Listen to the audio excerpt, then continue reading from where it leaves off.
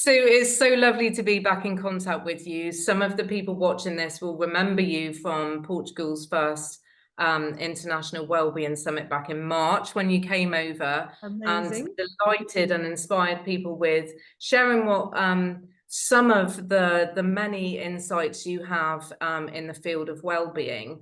I'm delighted to be back in touch with you because we are thinking of introducing an amazing course that you've come up with, which I feel is in huge demand here in Portugal. I've noticed that there's lots of talk of well-being, but actually in practice in the schools where I've worked and where I frequent, I think it's a little tricky to actually be able to provide the quality that you have put together with an entire team behind you, when teachers have full-time jobs as well, teaching other subjects. So would you mind just sharing a little bit about what this new certificate or Cert 4 is and why you think it's a good thing for young people? Well, I think to your point, most people now are starting to talk a little bit about well-being. They understand the importance of well-being, but it is hard to access quality training and development in this space. It's easy to access, not great training in this. The Certificate 4 in Wellbeing Science was our way of bringing the science of well-being to a proper qualification. And that's what I really love is, yes, you can just do it for the learning. And yet, if you actually go on and do the assessments as you go, it gives you an actual qualification that you can use and say, I have a Certificate 4 in Wellbeing Science. And I think that's pretty cool. And especially because the Cert 4 is all about my well-being. So it's 10 units on how do I build my well-being? How do I build the tools in my toolkit so that I can tackle what life throws at me, really? Flourishing is about, do I have the tools in my toolkit to still flourish even with adversity, as opposed to the languishing or the coasting or whatever where we're not really getting on with it. We don't really have the tools in our toolkit. And I think all of us, however good we think our well-being is, it's about how do I put more tools in my toolkit so when life throws adversity at me, I have those tools. And at the moment, I think the theme around well-being is we know it's important. We want it for ourselves. We want it for our children. And yet often the activities that we're doing are not putting those tools in our toolkit. And that's what the Cert 4 is all about. I think the idea that the Cert 4 is so comprehensive, that's really helpful, because that's really what I have not seen in the school settings that I've been in contact with here.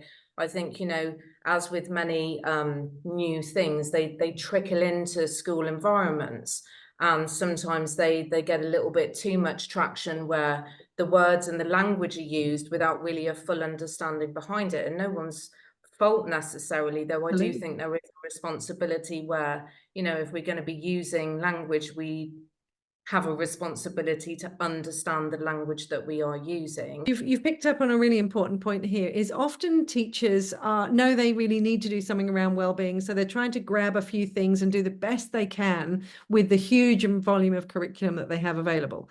The Cert 4 is designed to be the science of well-being made practical. And the thing that I love is it is so suitable for young people in the fact that they can work through it themselves. It's also extremely useful for schools if they wanted to embed this, because they've got a whole curriculum that can be rolled out in a very systematic, very structured, and most importantly, evidence-based way that allows them to bring that to life. And I know that's what you're doing, is you want to work with people over a period of time through these units. So it really builds their well-being. And what more do you ask for? You don't have to create it yourself. It's there and it's robust and it's evidence-based. And that's what I think could be really helpful with a pilot scheme, is really to show like the proof is in the pudding, because there's so many available things online, as you know, in textbooks online, but it's having, real quality wellbeing education, and also, I suppose, translating it a little bit, lifting it off the screen for children initially, so that then, the momentum can get built behind it. So I think this is an absolutely incredible opportunity for a small group of students, young people, to be together. So there's that sort of community spirit as well. I wish to then continue past doing like 3 modules together, then they can, and they walk away with a qualification as well as a lifelong toolbox. And this is not just using the jargon, is it? This is actually, you do walk away with a toolbox because it's been Absolutely. comprehensively covered. Yeah, and I think this is the thing, because we teach the science, people are not just doing a little activity, they actually understand the science behind the activities, which means then I Yeah. can translate it to a different setting. And to your point, one of the things that we're offering here together is, let's start with 3 modules. We believe in it, and we believe at the end of 3 modules that people will go, I want more of this, I want to learn more. And the course is actually designed, each of the 10 units is actually designed to build. So by the time you've done 1, 2, and 3, you've already got dozens of tools in your toolkit. Well, how about then you go on to continue and actually gain the qualification, but most importantly, gain the level of flourishing and the well-being that comes with that, so that you've got those tools in your toolkit. And each unit literally builds those as you go along. What would you say to a young person who already has quite a sort of rigorous school day? Could you first shed a bit of light on what languishing is, and also then talk about why you feel that a priority should be given to a, a high quality well-being course? Yeah, so languishing is when, whether it's in the workplace where we're just sort of showing up, whether it's in school, we're going through the motions. On the surface, it might look like we're doing okay because everybody sees us, you know, sort of doing what we do, but we're not engaged in life, we're not enjoying life. But also when stuff happens, we perhaps don't have that resilience or bounce back or that ability to get ourselves back up. And it's no good just saying to people, well, you should be more resilient. Resilience is about managing emotions. It's being able to handle those things that come up. And if you think about it, I don't know about you, but you don't just want children to languish. I don't want to just languish in life. I don't just want to show up and it happens to me. I want to be able to throw myself into life with zest and vitality and energy, even through the challenges. I want to be able to have those tools. And to that point, there is lots of information out there about wellbeing, but actually to get a systematic, robust program that will take you on that journey and leave you with a whole range of tools. And the thing that I love about the Cert4, there's a particular activity that you build on with each unit, that by the time you get to the end, you will have something, a positivity portfolio that you can literally carry with you and continue to build on for the rest of your life, that you know is giving you that foundational element, those tools in your toolkit. And we all need that. We don't just pick this up along the way or hope people pick it up along the way. This is one of the foundational elements to us living a successful, fulfilled life. Yeah. Why wouldn't we want to teach it to people? And I think when I hear parents saying, because I've heard myself thinking it before, well, I had a tough time when I was at school, when I was a teenager, so crack on. I suppose it could be considered that's kind of gaslighting to a certain extent, because when we know better, we do better, or surely that should be the case. Can you tell us a little bit about how, because people talk about IQ all the time, but tell us a little bit about EQ, emotional intelligence, and how that's being perceived from universities as well as within the workplace. Yeah, like I think it's really important. We've all heard about this emotional intelligence, and part of resilience is actually resilience is managing emotions. It's my ability to manage my emotions, handle things, get back up, etc. IQ was once thought to be the most important thing in academic performance. And it's interesting for me, some schools still hang their hat on that. Some parents probably still hang their hat on that, you know, or my child's intelligent.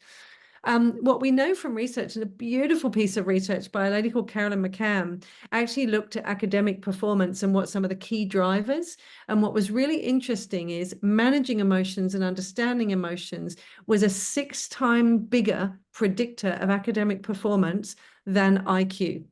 Wow. So Wow. if you want your child to flourish, we need to be teaching these skills because it will help them in their performance from an academic perspective. And if you think about why, if my well-being is higher, then my ability to pay attention in the class where I need to learn this information increases. My ability to recall the information and use it practically increases. My ability to withstand the pressure and the stress of exams or university entrance or even my first job interview increases. So when you think about everything we do in life, if we can leverage those skills of how do I manage emotions when they come up, how do I understand those and build my well-being literacy, my emotional literacy, I am probably going to do far better than if you just hope I've got a certain level of IQ to Yeah. get by on. And I think as well that idea that, parents and students are aware that, what's being said is happening within schools, certainly the international schools here, and what is actually happening on the ground floor uh, is not necessarily correlated 100%. If our well-being is higher, we do better. As in, Yeah, even as an adult, if my well-being is higher, I'm likely to be yeah, kinder, more courteous, more helpful, more supportive, more collaborative, more creative, think better, make better decisions. Well, surely we yeah. want that for our children as well, to make better decisions, be less impulsive, all of those sorts of things. So it's a And, win-win. and Yeah, and I think there's lots of kind of pressure on teachers to be the ones to inspire and to motivate. And yes, that is the work and the job of a teacher. But if you put that uh, in conjunction with a child who's able to um, because of their own emotional intelligence being raised and also their general well-being being in a better place, they're going to be far more susceptible to receive an education in the first place. So it's instead of just focusing on tackling something from one angle, you're doing it from both. So you're obviously going to get better results. I think Yeah. it's a really proactive way for parents and students to make a difference to systems that can take a lot longer to change. Well, again, this is the beautiful thing. If you look at the research that's happened recently around wellbeing literacy, all the research tells us is if you increase your wellbeing literacy, you increase your wellbeing. So teaching people about wellbeing, the language around wellbeing, so that young people can really grasp it for a young age, then I've got the tools, as I say, that's going to carry me through into life as well. Um, When you came to Portugal, you did a couple of really, really fantastic presentations. What was your stance on, based on the context we were in, what was your stance on, if you wouldn't mind sharing, where well-being currently sits? Well, the one thing that I noticed, which was absolutely wonderful, was whether it was the sessions with the schools or the sessions with the parents, is the absolute desire to want to learn and do more. And that often happens when we suddenly realize we don't know as much about this as we think. And so people are going, oh, I thought I kind of understood, but I've heard the word and I've made up my own view of what it means. But the amount of interest and energy from people of actually, I need to know more about this. I want to know more about this. This is so helpful. Wow, I didn't realize this was what it included. And I think if we could take that little burst of energy we had around those short sessions and turn it into something that is robust, where people can literally walk away at the end and go, wow, this has changed my life. And I am lucky. I literally get emails about that every day. I get messages, this has changed my life every day, because these tools do change your life. So for me, what I was really pleased to see is whilst the current knowledge wasn't necessarily there when they looked at what the science was, the energy and the enthusiasm for wanting to learn more, particularly around a lot of the parents, which is gorgeous because that's what we want for our young people. Yeah. And so for parents or young people whose first thought with well-being might be to roll their eyes and go, oh, that old malarkey, what would you say? Well, one thing that I do know is if you're rolling your eyes at well-being, you might not understand what it is yet. Because it does underpin so much. And we've had some beautiful comments. We had one young person who was one of the first people to sign up, 16, going through some really challenging mental health issues themselves, really not sort of enjoying their way in the world. And they deliberately contacted us to say, thank you. Thank you for doing this course for me, because they can work through it at their own pace. They can work through it in a safe way, and they're gaining tools with every unit. And it was so beautiful to have a 16-year-old contact us to say, thank you. Yeah. It's special. Yeah, of course. Well, it's real as well. And it's quite a grey area between the ideas of mental health and well-being.